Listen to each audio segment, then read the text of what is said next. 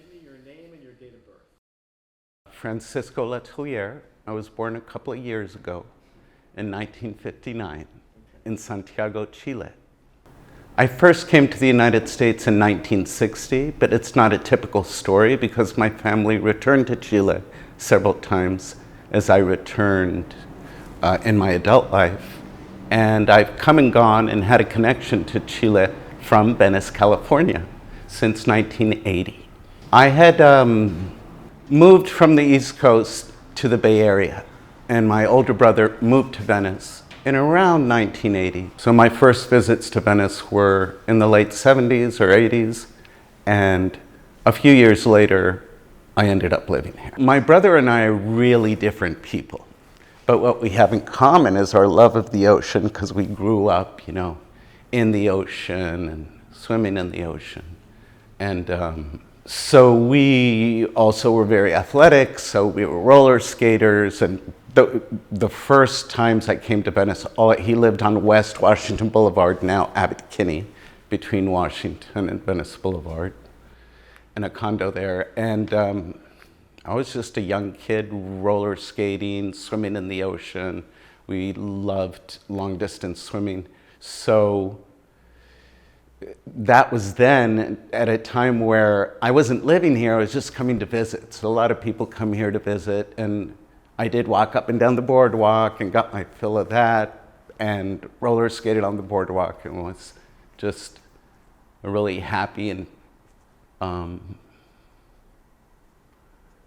raucous young person here. What was your perspective? What was Venice like at that time? What are your memories about what you felt Venice was like when you first came? I grew up loving carnivals, Coney Island, the boardwalk in Ocean City, Maryland. I lived near Washington, D.C., so I've always been in love with public space and civic space. I love it when places have a place for people to hang, the commons. And so that's something that I really loved about Venice, and ended up being a place in which I've developed my art and my career, the idea that there's public space and people are enjoying it. Well, when I first came to Venice, my family had recently left Chile after returning there and left a military overthrow. My father had been in prison. My father was killed as a result in Chile. So we returned to the United States as political refugees from South America. So I was very different from the regular American, and very different from the regular Latino, very different than, since I'd grown up on the East Coast. So Venice was a safe, welcoming place, because more than any other place I had visited in the United States, and I'd been throughout the United States by that time, in my early 20s, it was the one place that kind of fulfilled this idea of an Ellis Island, or an Ellis Island of the West, that Los Angeles and the beach represented a place where many people came together.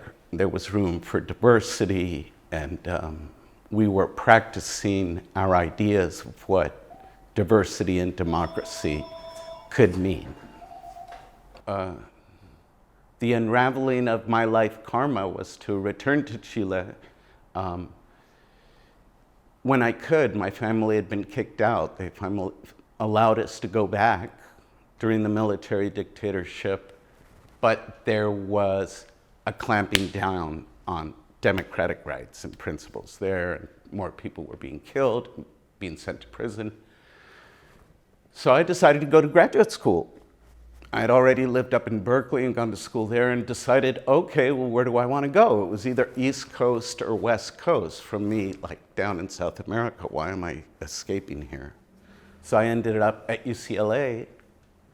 And so on my return in 1985, Venice became my hang. I couldn't live in Venice right away, of course, but I finally made my way to a place on Clubhouse Avenue where I lived with other graduate students from UCLA. And as soon as I got out of school, I was living on Rialto, right off of Abbot Kinney Boulevard. And kind of like the oldest A-frame in Venice. I think it's still there and hasn't been remodeled. It's like the corner of Cabrillo and Rialto, right next to Abbot Kinney. My people here in Venice, the people I lived with, were all like, we were all kind of first generation, Japanese, Salvadoran, and Ecuadorian. We had a hugely diverse group of friends who we were all kind of the first students in our families out of Berkeley.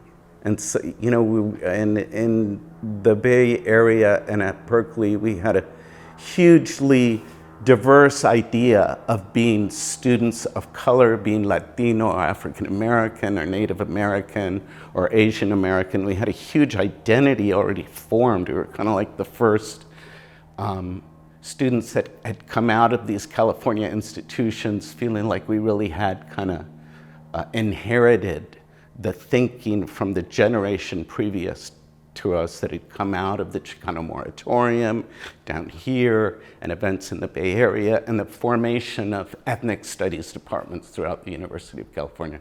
So we very much had that identity. So we were, you know, future Black doctors, future Latino, you know, professors and future Latino artists. And we reveled in the diversity of Venice. We could really, we fit in really great everywhere we went. We made many friends and connections with the people that ended up just being here for a little while, but also for a long time. And the most profoundly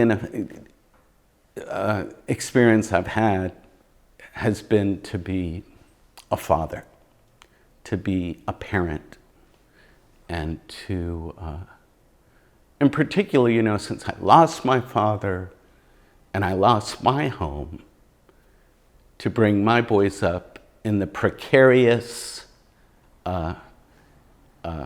world in which they've been brought up. So this has been the most profound experience I've had.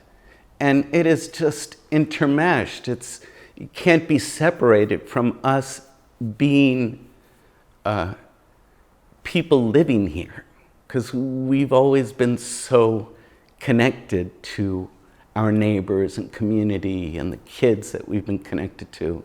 And so if you show up for your life, because that's what you have to do to show up for the people you love and for your kids. You wish it could be a certain way, but you just got to show up for whatever's going on with them, you know? It's like, I wish. You just have to show up for what, you know? And in showing up for wherever we are, I'm an optimist, you know? I feel that that's how we learn and acquire the wisdom. Don't have to go away on a retreat to chant with the Tibetan monk, although yes, let's do that too, but you know, we all have everything we need.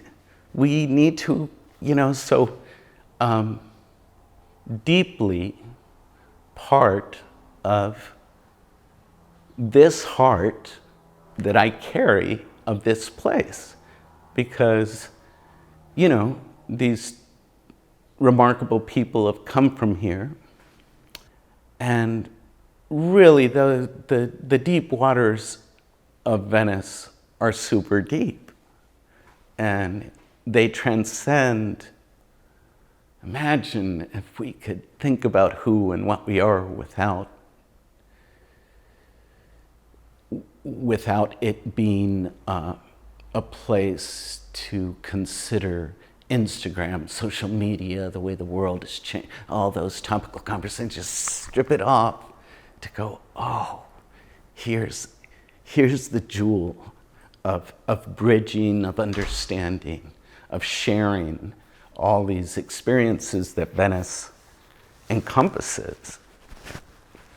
So I think that my connection, my art has changed, my personhood has changed. I've been always a very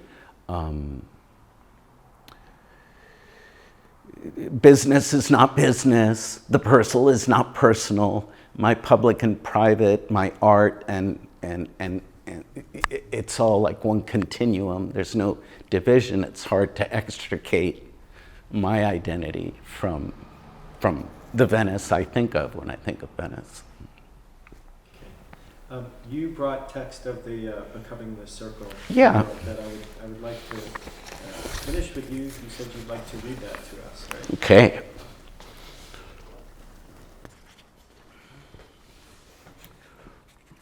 Well, it was a while ago, so like most older writers, I look at things that I wrote like 20 or 30 years ago and think, wow, I should have edited that down. And this is an edit, but it's a couple of years. I have 3 pieces of paper. I'm only reading off of one. Don't worry. I do like that. Oh yeah, you want me to read something? Break out the folder with the 20 pages in it.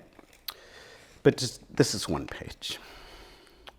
So this was on the Becoming the Circle mural. The mural had mosaic work. It had Bill Attaway, a local artist, donate mosaic tile, and he had come through and done workshops on it. A local glass artist, Liz Marks, had put glass on the mural and had a lot of people involved in it. It was a hugely ambitious project.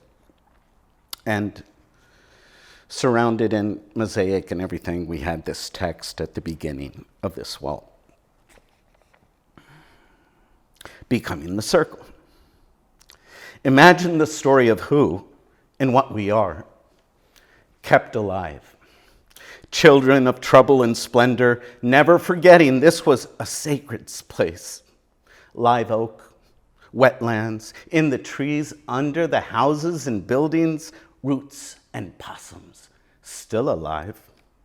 Everywhere begin the remembering of places we will make our monuments, where this one lived, where that one touched, that one worked, the languages we invented, shared, songs we made, anthems. Look at us, so fine and wild, rare and undiscovered tribe, examples of a way to weave a home within the stones and streets we leave behind. Let the stretch of alley behind my door become a swath of land winding into memory, into volcanic peaks, deltas rising. Take it to the mountain, mix copper and cotton, simmer it with the streets of Oakwood. Drum, circle, strains heard through blocks of summer haze. Let's become the flame. Let's become the circle. Cast the spell. Stand together once and again for those who came before and those who now are coming on. Legacy of elders and warriors. Flocks of parrots fly through jasmine nights. Sycamore colors join rivers, nations. The story of what we are, kept alive. Wow, thank you. I think that's a perfect place to... That was good, yeah. We should have done that and I should have left.